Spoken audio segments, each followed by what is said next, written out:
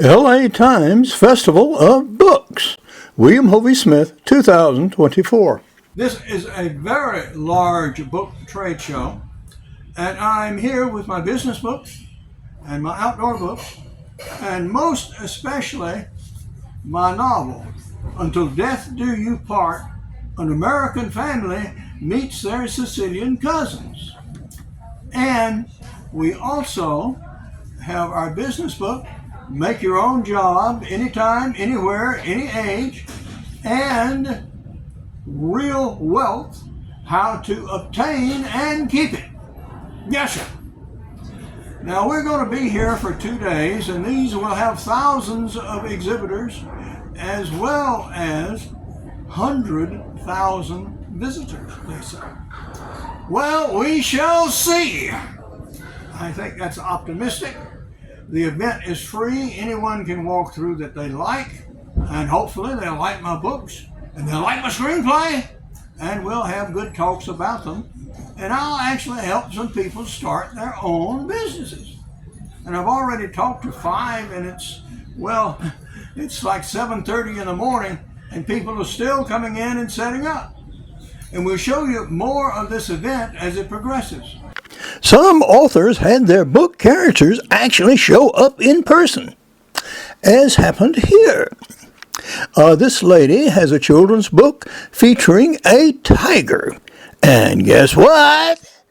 He was really there and was a great attraction for all the passers-by. One thing Los Angeles is famous for is its food trucks. And here at the Times Book Festival, yes, there are several. So we have wood-fried pizza. We have the Cajun Gourmet over there. And we have others. And one of the most popular events are cooking demonstrations here at the festival. And the chefs go on stage and they cook, and then they have a book plugging and book signing.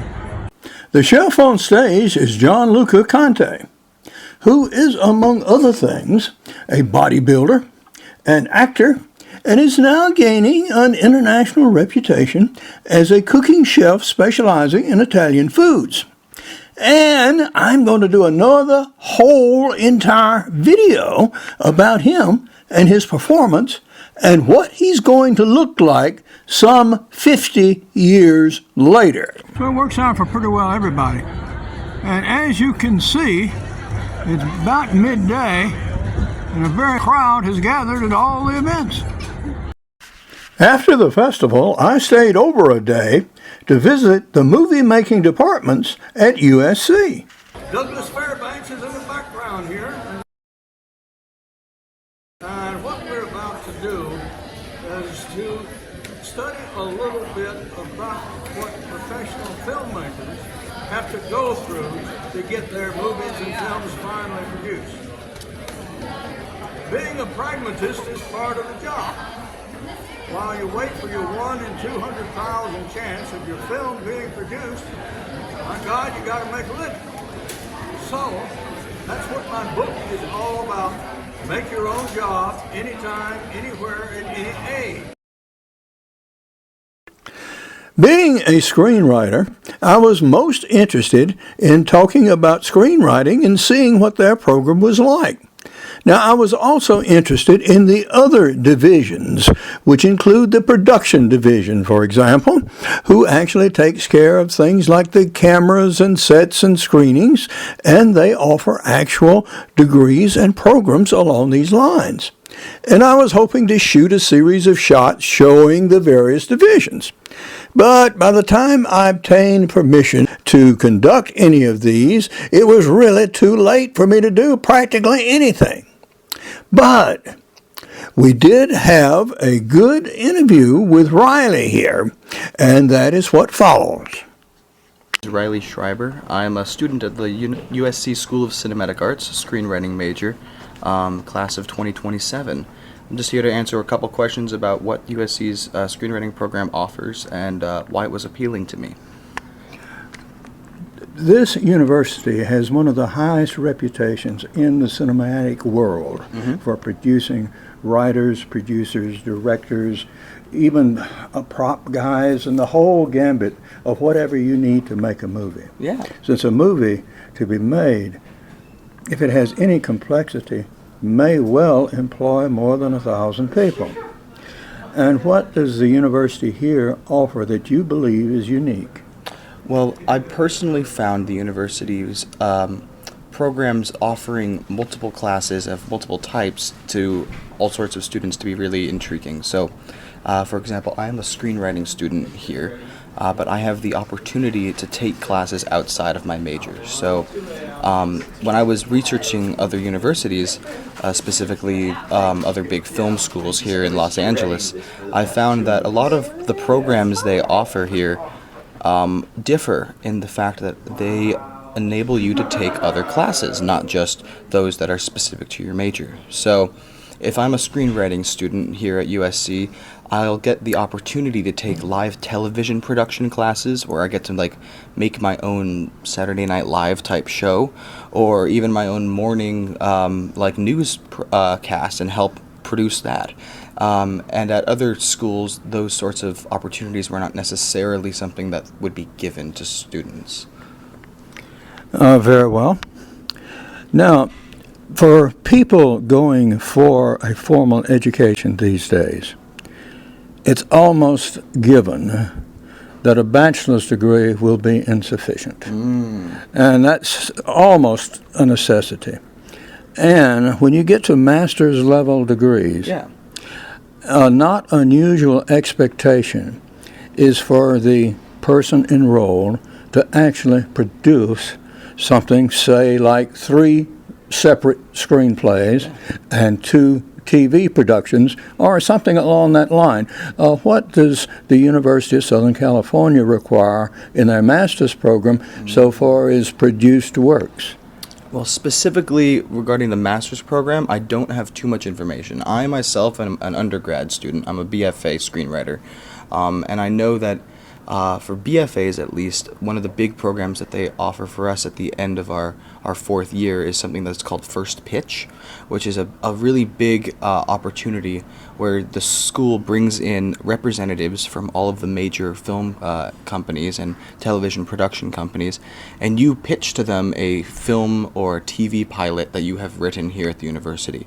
There's been quite a few students who have gotten massive jobs off of First Pitch, and every year there is at least 1 or 2 that are picked up by the groups, and that's just within the BFA program. I know that the master's program has even more opportunities like that. Unfortunately, I don't know the specifics of them because it's not entirely my realm of expertise, but if that's an example of what the BFA gets, the master's is just on top of that. Very well.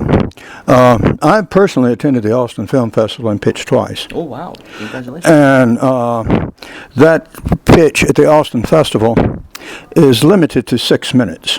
Yes. You have 6 minutes to say your stuff and make an impression and get it out there and get it done. And if you are successful, then you'll go into the second round. And there you will compete against other winners of the 16 first round panels. Crazy. And then there will be 3 classes selected, first, second, and third place. But to just make a pitch to the second round is a considerable accomplishment. Right. In Austin, you're also able to submit scripts for a separate contest where your scripts are sent in and they are competing against, say, some thousands of others, like 5,000. That's a lot. They also go to a second round of selection and ultimately a winner in first, second, and third place. Now, if you win a script contest in Austin, you have indeed accomplished something, and that raises a chance of having your original idea come to at least producing a pilot and perhaps a movie. But we're still talking about extremely long odds. Right. I was competing against... Exactly. So, what do you do in the meantime? You've got to put bread on the table. You've got to pay your bills. You've got to make your car payment. Totally. Well, I have another book, which is Make Your Own Job, anytime, anywhere, at any age, for exactly that objective. This book tells you how to generate original job ideas, unique to you, not copy anybody else's, unique to you, then how to start your own business step by step in the United States. What to name it, where to put it, how to raise money, how to get partners. Do you want a spouse as a partner? Sometimes that works, sometimes not. What other considerations are there about you founding your own business? Now, if you are in the creative field, unless you want to be an eternal bartender or barista at Starbucks down the stairs here, you need to make some money. Yes. Now, if you've got a script idea, okay, scripts are very difficult to sell. Oh, yes. They are almost impossible to sell on Amazon. Nobody wants to buy your unknown script. Oh, of course. But you take your script idea, then you write the novel. You sell the novel on Amazon, and that gives you some income and notoriety in the meantime. You are now a published author.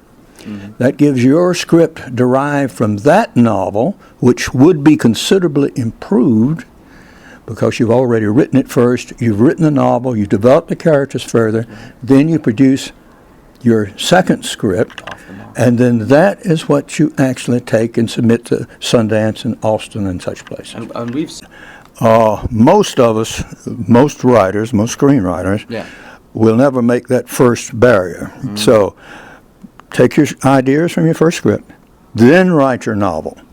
Don't wait till your movie to be produced, because that day will never ever come, or may never ever come. So, and that way you get some notoriety, you can publicize your novel. And the best way to publicize you and your work and your ideas and your concepts is YouTube videos. I'm 83 years old. I have 1,000 YouTube videos up. That's amazing, I must say. I will do another one when I return home about this event. When I was here, I was exhibiting a book at the LA Times Festival of Books, which was right here. And at the table, I had very little interest, actually. Oh, I'm sorry to hear that. But I did meet a producer in the bar across the street at Riley's. Rockin' Riley's. And he expressed specific interest in my concepts and in my book and took it with him, and he'll be back in touch with me. And these accidental encounters are probably more significant, and I found them that way here and when I attended book fairs in Germany and in Miami, than actually the time spent behind the booth. Yes, and I think within the film industry as well, that is a critically important thing, is not just learning how to write a good story, which is incredibly important, but learning how to communicate with people effectively that you just might not necessarily have met otherwise. So, for example, here at the School of Cinematic Arts, I've met many professors of mine that I've gotten to know well, and even just other students who I then learn are working on projects. And you know, talking to those people and getting your name out there is super critical to getting on sets and then starting to work with students for student films and getting internships and that sort of thing.